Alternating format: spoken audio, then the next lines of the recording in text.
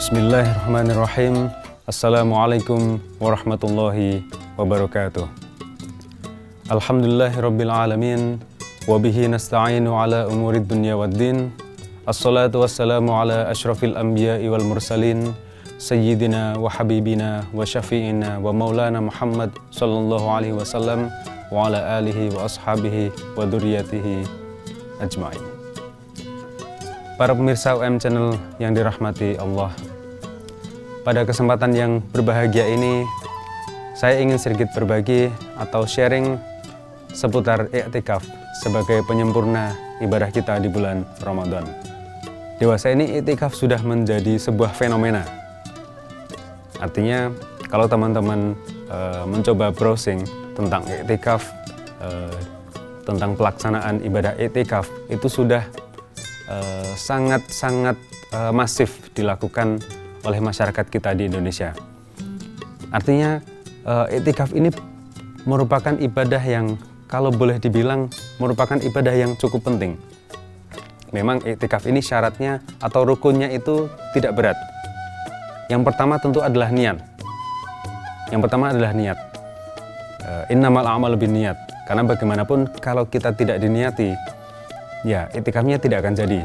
Atau i'tikaf ini ya hanya sebatas kegiatan yang kosong, tidak ada maknanya kalau tidak kita niati terlebih dahulu. Kemudian rukun yang kedua adalah dilakukan di masjid. Jadi tidak bisa kita melakukan i'tikaf itu di rumah.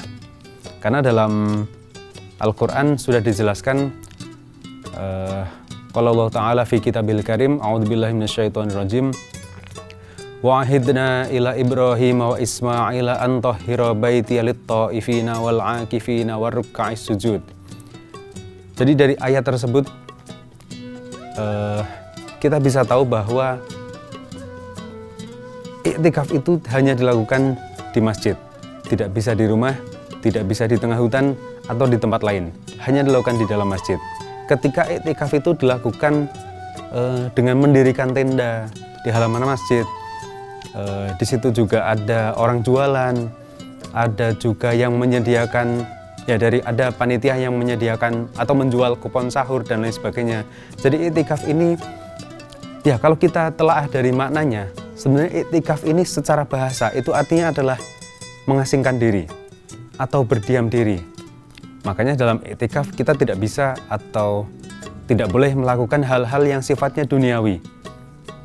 Seperti misalkan, ya kita i'tikaf, barangkali kita berniat i'tikaf, kemudian lokasinya sudah ada di masjid, tetapi ketika melaksanakan i'tikaf kita sambil browsing. Ketika melaksanakan i'tikaf kita sambil menonton YouTube. I'tikaf yang dibarengi dengan perbuatan-perbuatan atau perbuatan-perbuatan yang sifatnya duniawi, itu tidak bisa. Karena i'tikaf ini adalah bagaimana kita mengasingkan diri dari dunia. Kita mengasingkan diri dari hiruk pikuk kehidupan dunia yang kalau kita turuti itu tidak ada habisnya. Jadi ketika i'tikaf yang kita lakukan adalah mengasingkan diri dari keramaian untuk bertemu Allah atau untuk mengkoneksikan diri kita kepada Allah. Karena ketika i'tikaf, nawaitul i'tikaf lillahi ta'ala, niatnya itu hanya ditujukan untuk Allah, lillahi ta'ala, bukan lil akharin, bukan untuk hal-hal yang lain. Jadi i'tikaf itu tidak bisa disambi dengan hal-hal yang sifatnya tidak lillahi ta'ala. Ya, banyak sekali yang bisa kita lakukan ketika kita beriktikaf. Salah satunya pasti membaca Al-Quran. Barangkali kita bisa melaksanakan sholat sunnah, sholat hajat, atau barangkali ketika kita melakukan i'tikaf di malam hari atau di sepertiga malam kita bisa melaksanakan sholat tahajud, sholat tasbih, atau barangkali ketika kita beriktikaf kita sudah terkoneksi dengan Allah, kita melaksanakan sholat taubat untuk melebur dosa-dosa kita. I'tikaf yang paling baik di bulan suci Ramadan tentu saja adalah fi ashril awakhir, atau di 10 hari terakhir di bulan Ramadan.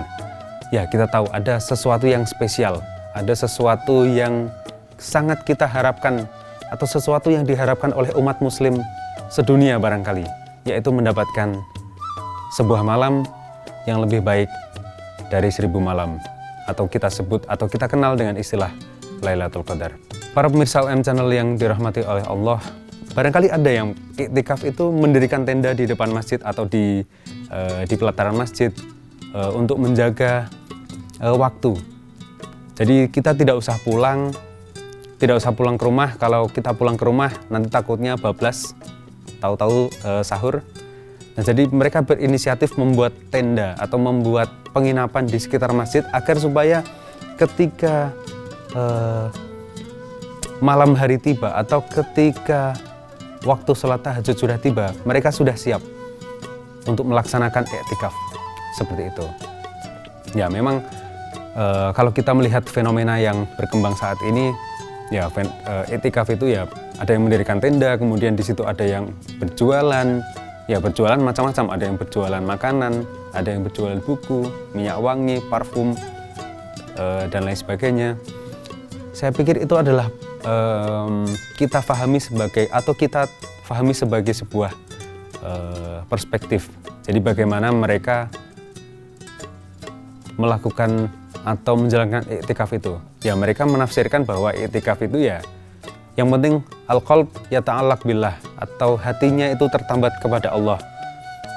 Tetapi kalau kita fahami dari maknanya, kalau kita fahami dari makna bahasanya, iktikaf itu ya kita mengasingkan diri. Para pemirsa UM Channel yang dirahmati oleh Allah, barangkali itu saja yang bisa saya sampaikan. Kurang lebihnya saya mohon maaf yang sebesar-besarnya. Usikum wa nafsi bitaqwallah. Wassalamualaikum warahmatullahi wabarakatuh.